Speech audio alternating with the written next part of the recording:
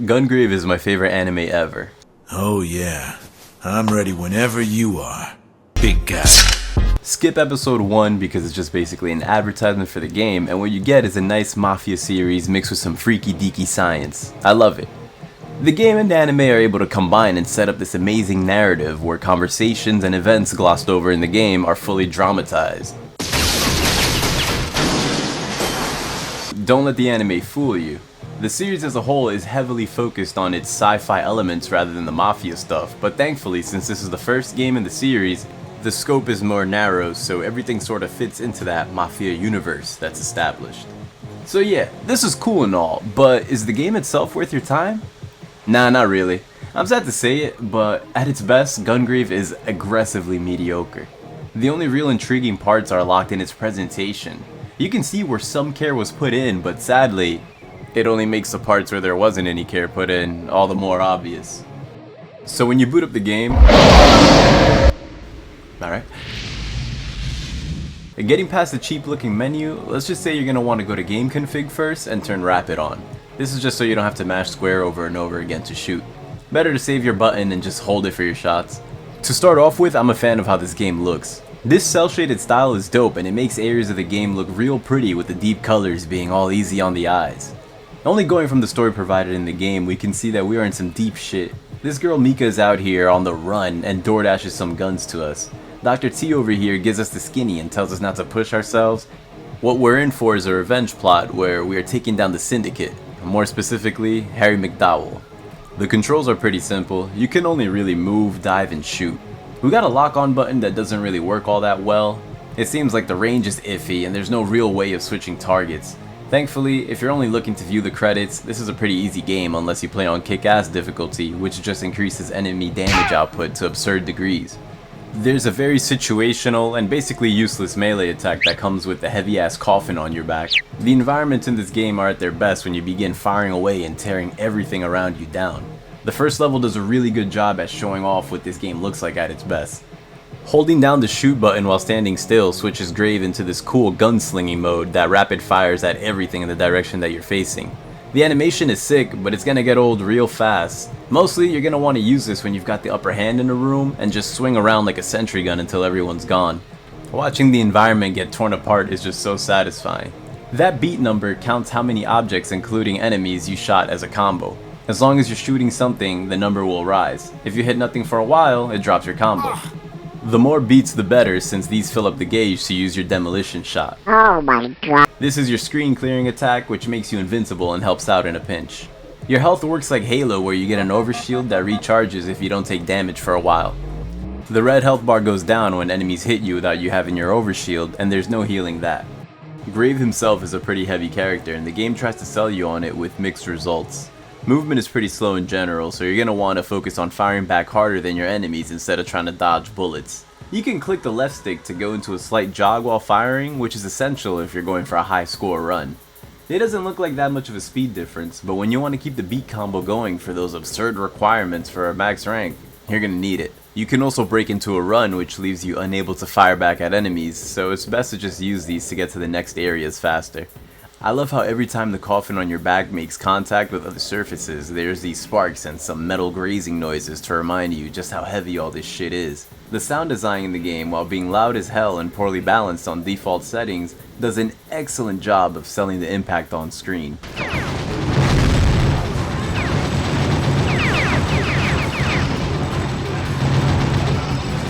Every single shot you fire is loud as hell. The explosions are loud, the enemies are dying loud. It's a whole pocket of mayhem in here. I think my favorite bit is hearing the shell casings along with the shooting. And even though you're hardly gonna hear it, the soundtrack for the most part fits the mood. There's some pretty cool tracks in there that fit with blasting through a level and taking out mobs of dunderheads. Jumping and diving on the other hand feels super floaty and clunky a lot of the times, and it kinda throws the weight off for me. Getting knocked down or recovering from a dive takes quite a bit, and you feel those recovery frames when you're aware of the strict scoring. To jump, you gotta do it from a standstill and can only barely move mid-air. It's a blessing that it's something you barely have to do in the game. The only real use for it I found was to kill the second level target because he kept hiding behind cover that we could easily jump over, but they decided to throw up invisible walls in this room, I guess to end the level with. It's a very sloppy and awkward end to a level, just waiting for him to peek out of cover while jumping and shooting. You're also not able to control the camera. Wherever Grave is facing is where the camera will point. While this does help with framing a lot of the levels in the same way that areas are framed in a rail shooter, it quickly loses its luster because you have to move Grave forward inch by inch to spawn every enemy in a given room. Sometimes the enemies won't even spawn in until you run to one end of the room, and it leads to awkward situations where you can kinda tell that they weren't supposed to be shooting you from there. The camera is pretty bad in general, and the only nifty tool we're given is being able to turn around with the press of a button. It's still not enough though. I also wish there was a way to maybe increase the speed in which Grave could look left and right, because it makes a lot of the scoring unnecessarily hard when you're like sluggishly dragging the camera to like one end of the screen to see if you killed everyone or not. This stuff is really at its worst in closed environments or anytime that you have to turn 90 degrees while enemies are present. Like there's no real smooth way to turn the corner and go up these stairs, so I'm kinda just shifting Grave into place until I'm able to move forward. While I do like the attempt to keep Grave out of the player's view by having him go to the side, oftentimes I find that the camera just ends up getting stuck on something in the environment and annihilating my view. If you're playing just to reach the credits, what we have here is a satisfying character to use in most gunfights that just slowly waddles through every encounter. He's inconsistent, but he looks cool and gets the job done. At the end of levels though, the game has a grading system that rewards you with skulls. These just unlock more demolition shots. They got kinda lazy with these. It feels like there are 2, but they split them into 4 and gave you half as your first 2. More skulls get you a better rank at the end of the game, and if you play with these in mind, the game's difficulty skyrockets. This would be a more fun challenge to partake in, but Grave's inconsistency with locking onto targets and shooting enemies above kinda kills it for me. All these inconsistencies really make things feel cheap. The strict time requirement does make it way more fun to play through some of the more bland levels, but it gets cheapened because some of the other requirements are to have never taken damage, or if you remember, we gotta wait around for an overshield to recharge, while also having to kill every enemy in the level. And when you mix that with Grave's slow ass turning speed, it makes it so that you have to scan left and right very slowly in each room while repositioning to make sure every enemy spawns in. The beat count requirements I'll give some credit to though, because they are a very interesting metric to get graded on. The game has requirements for a minimum high ass combo that you have to reach to get a max rank, and these are a puzzle where you gotta figure out where in the level you can build the combo up in the first place. Had the levels been better and the game more fun to play, I would have tried way harder to go for these, but the little bit that I did was interesting, but not exactly a fun process when your beat combo could get annihilated by Grave either refusing to lock on, or locking onto the wrong target, or not turning around fast enough. You get the idea. What we got here is a bunch of really slick presentation, but actually playing it is a far clunkier story. The game is super short. You could definitely beat it under 2 hours, and I think that's a good thing. Even with this short runtime, the game gets old because it feels as if the levels devolve the further along you go into the game. At the start, we got so much feedback from our shots. The environments had more detail in them, and it looks like there was more thought put into where enemies came from. The first 2 levels ending with a segment where you gotta kill a running target while enemies respawn, it was a pretty cool idea, I'll give it that. As you progress in the game, however, the levels get more narrow and empty. This section on the train in particular felt like it dragged on. While the idea to shoot the missile from out of the train window was cool, they went overboard with this helicopter that takes a billion hits and keeps peeking from side to side. Bitch! The game starts throwing enemies in seemingly trickier locations, but the strategy remains the same, and now there are less objects to shoot. In the first level, we could bust a left and blast everyone in the bathroom, but by the final level, we are running through emptiness with the occasional enemy or 2 popping up. It's a shame because maybe if the levels were ordered differently, it would feel as if the game was getting better as it gone on rather than worse. The most disheartening moment I had playing this game was where I had finished getting past the first section of the sewer level where things were tight and movement was annoying and the camera wasn't agreeing with me. You get the idea. Bitching and moaning, right? Then I enter the second half where some cool ass song starts up and I'm like, okay, I'm feeling the heat. The room expands and they start sending waves of enemies at you. I'm going in, blasting, diving in. Everything sounds great. I'm having a great ass time. We keep going and then we get dropped into this elevator section and they're raining enemies down on you. Things are looking cool as hell on screen, but all I was doing was holding square and looking left and right. Everything looked cool, but I wasn't really having much fun. And sadly, this rings true for a large part of the game, especially the final level. This final level is all unique and cool looking, but there's nothing here. There are these alien-like enemies and some empty space. I get the whole ethereal theme that we're going for and all, but why is the final level this empty? I feel like the game should have leaned into its strengths more and given us more shit to shoot around here. The alien-like enemies are a great start, but when it's all you bring, it kinda deflates the hell out of the level. In between levels, you get these menu choices that let you save and talk to the characters and get their opinion on what's going on in the story. The song here is nice, and I just think it's a nice little thing for them to put between the levels, and I love how it changes according to what point in the story you're at. I felt like I should mention it. The bosses are okay for the most part.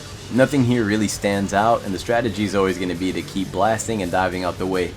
When their health gets low enough, your demolition shot turns into a finishing move where Grave pulls some bullshit out to stylishly finish the boss off. They are complete pushovers even on kick-ass difficulty though. Well, except for Bunji. This fight sucks even though it has a nice track to it. Bunji is sort of like a clone fight. He comes in on that "I learned everything from you" timing. He even takes you to the same background you take bosses to for your finishing move when he uses his on you. The presentation here is nice, but the fight itself is just corner camping him and getting in on him when he tries to heal. The bosses feel like a formality here. To be honest, they are far more dangerous in their human forms than in their superior forms. The final boss at least has some crazy visuals, but again, not much to write home about. I do like shooting all its eyes shut for the visual effects, but now I'm just repeating myself. Gungrave feels like it had a strong vision for what it's supposed to be. Everything looks great, it sounds great. A lot of effort was put into its presentation. At its core is a fun run and gun game where you're playing as a cool tank, but so much of the kinks were not ironed out that it all adds up and saps a lot of the fun out of the game for me. The levels getting more empty as the game goes on and even losing their color, the inconsistencies and glitchy enemies messing up high rank runs, enemies sometimes being able to burst fire you down then all of a sudden not feeling up to the task anymore, the terrible camera and swing speed of the camera constantly obscuring your view. This ends up feeling a little unfinished. I was still able to have a good time because the Gungrave universe has that much of a chokehold on me, but I don't really know if I can recommend this game to anyone else. The game oozes so much style, and I have to give praise to this ending shot where you have to press the shoot button and pull the trigger yourself to end Harry's reign. The short length of the game makes it easy to just pop in and shoot around. Beyond the first levels though, nothing is gonna wow you, and it may get a bit repetitive at times, but if you can look past a lot of its clunk, you can easily kill an hour or two and blast through the game, hit the credits up. So, you might ask me something like, the game mostly works, it's short and sweet, it looks cool. Hey Smackaderp, what's the big idea? Thing is, I adore this story to bits with all the added bells and whistles, bobs, all that shit from the anime. I love this setting and I love these characters. I really want them presented in the best way possible. This feels like it desperately needed a sequel with just a little more going on and a lot more polish. Maybe that's what Gungrave Overdose, the actual sequel, is there for, but until I actually get around to playing it, I want this cel-shaded look back. A huge part of the satisfaction in doing well in these games are for the artistry on your screen. Even if the game itself was lacking in some areas, the presentation here did not miss a beat. Beyond the menus, we got some cool stuff on display here. The series not sticking to this art style is just crazy to me, more so in the recent titles. Alas, I was disappointed returning to Gungrave, but it isn't a terrible game. It's just kinda mid.